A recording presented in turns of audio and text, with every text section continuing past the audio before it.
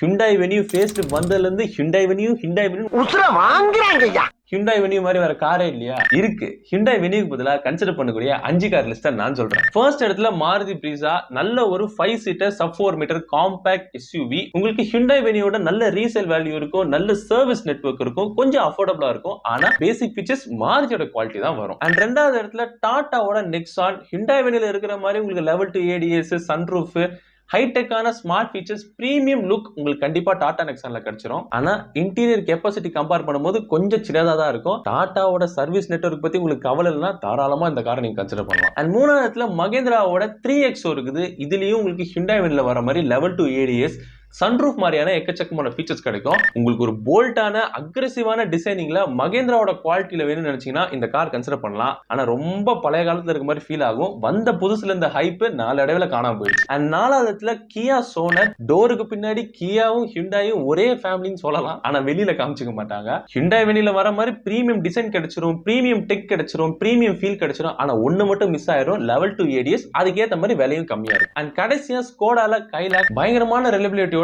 நல்ல குவாலிட்டியோட, premium look, premium designing. ஆனா உங்களுக்கு மெயின்டெனன்ஸ் காஸ்ட் அதிகமா இருக்கும். Hyundai Venueக்கு பதிலா நீங்க இந்த காரை வாங்குவீங்கன்றத கமெண்ட்ல சொல்லுங்க. நான் ஏதாவது மிஸ் பண்ணியிருந்தாலும் அதையும் கமெண்ட்ல சொல்லுங்க.